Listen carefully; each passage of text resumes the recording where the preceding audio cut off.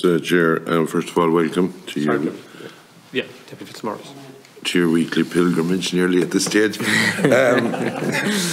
The first thing, we met, and myself and Jackie were at a farm walk the other day down the Carlow-Wexford border, one of these farms that everything is tracked.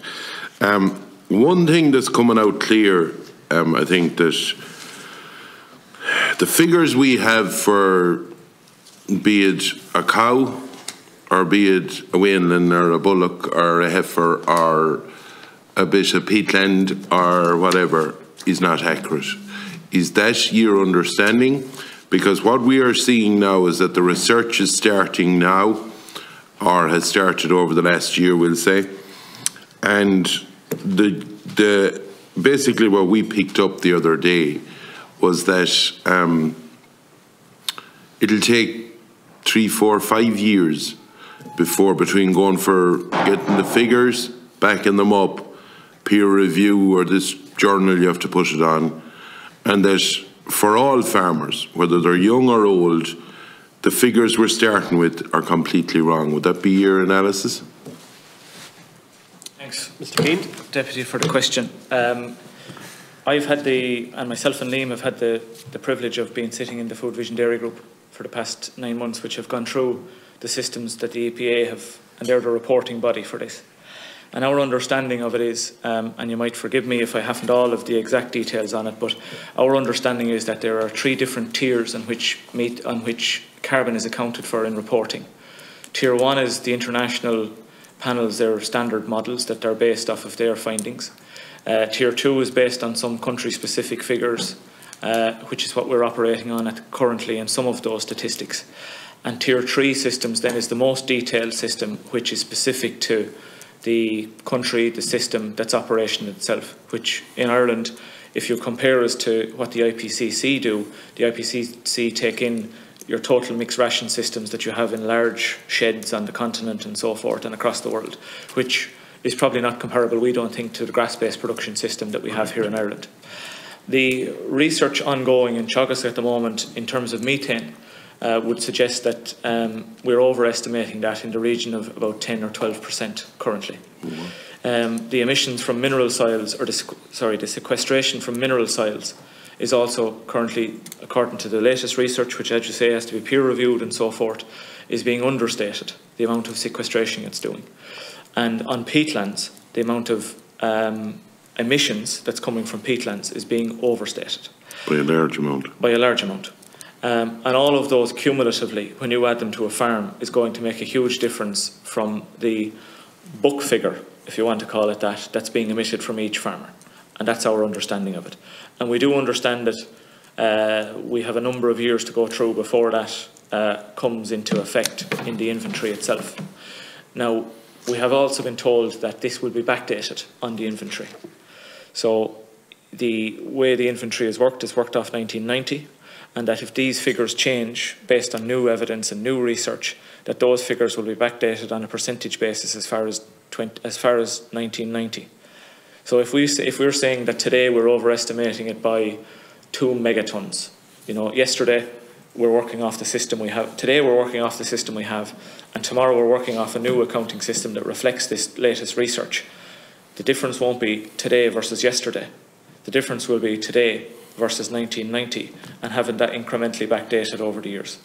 That's what we've been told the way the system is going to be implemented. Okay. I'd just like to see, one thing I think that needs to be said in fairness, that there's a lot of young farmers looking to do the Green Cert at the moment, which is encouraging. And I think there isn't even enough of spaces, there's a backlog. And that's, you know,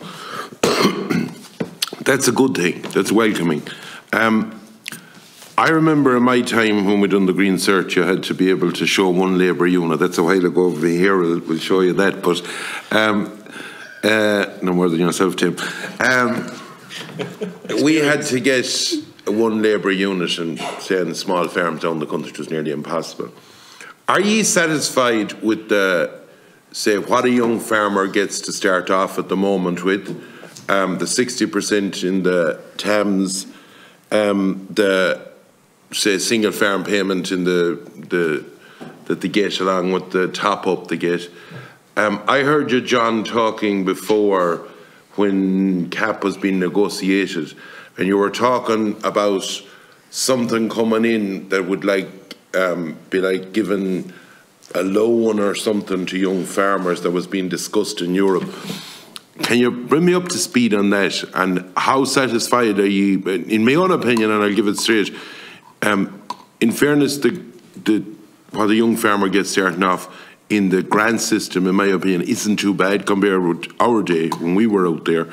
But yes, in my opinion, they need a kickstart in a lump sum or something, even in a low one that should be at real low interest to help them get going. Because while you might get land, and you might get land that's ran down, and you have to do a bit of investment to get going. And even while it's great to get the 60%, to get the 40, you mightn't have the wherewithal to get it. And I'm just wondering what happened in Europe to that.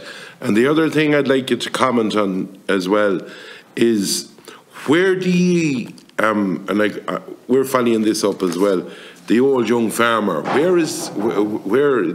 we've been told that that's coming in next year for those people, or the forgotten farmer, we call them. Where is that in your opinion at the moment? Thanks, Deputy, for the questions.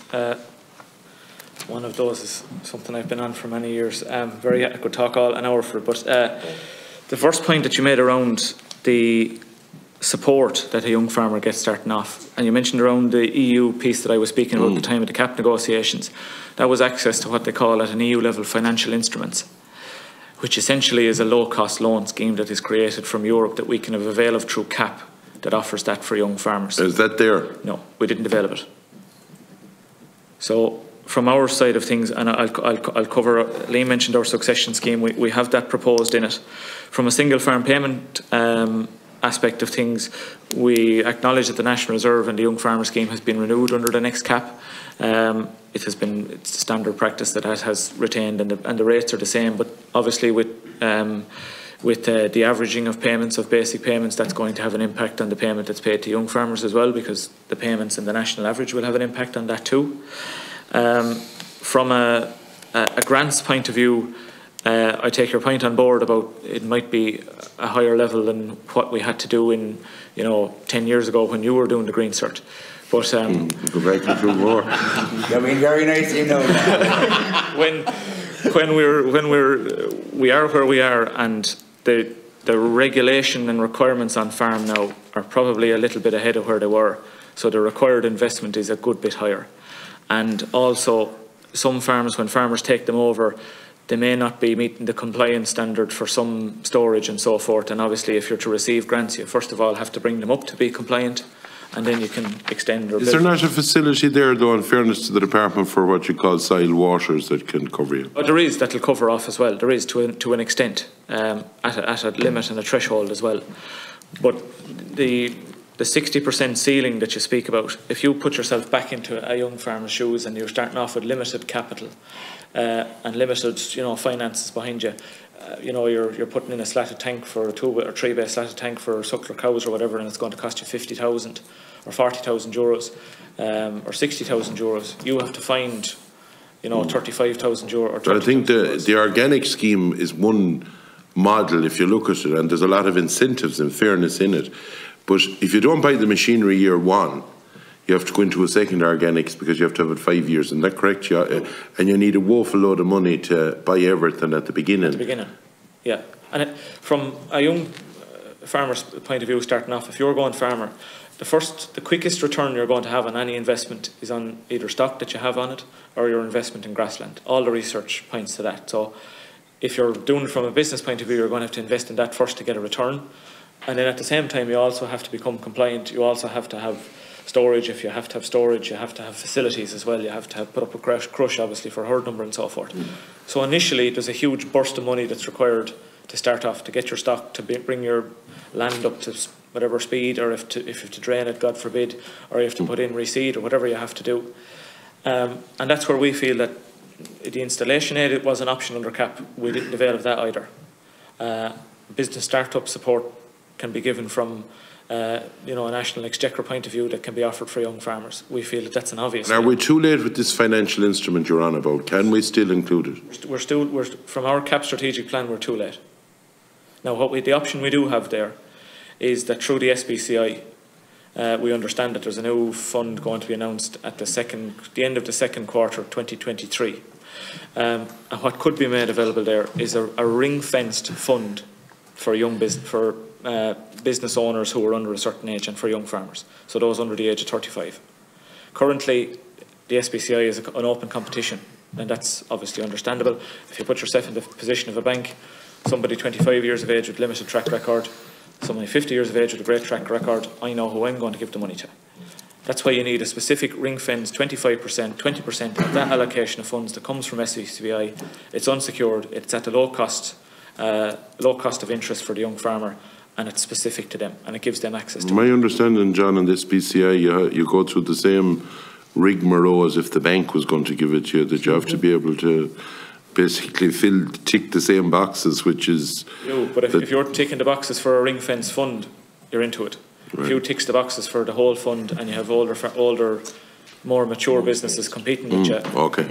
You know, we can, you know, the reality is that we can tick the boxes. The older young farmer issue hasn't been resolved, wasn't resolved under CAP. There is a commitment there in the programme from government to resolve the old forgotten young farmer issue under CAP. We had worked and lobbied extremely hard with the Minister and the Department last year on this, all this time last year, and we were informed that it was going to be addressed under the CAP and that there was capacity to do it. There were 3 or 4 different supports that were missed out for those young farmers. You have the access to the Young Farmer Scheme, National Reserve, you have the access to the installation aid, and you also have the access to grant support that they missed out on as well. So there's 3 different supports that have been missed out by those young farmers. We have had no further detail, and we've had engagements with the Minister himself on this and with the Department. We haven't had any detail in terms of what's being provided or a timeline for when that's going to be provided for those either. And, you know, 15... Well, have you got the same phrase as we have, that it's included and it's been sorted? Is that what you're getting? Well, yeah. I'm 18 months in this role and I was 2 years in Liam's role, and I've heard that since then. So that's where we are now. We recognise the Minister's commitment on record to this, which is a step away from where predecessors in that position have been, and is on the record in opposition a number of years ago asking the question in the Dáil as well. And we recognise it is a commitment in the programme for government as well. It just needs to be followed through on and delivered for those forgotten farmers. Thank you.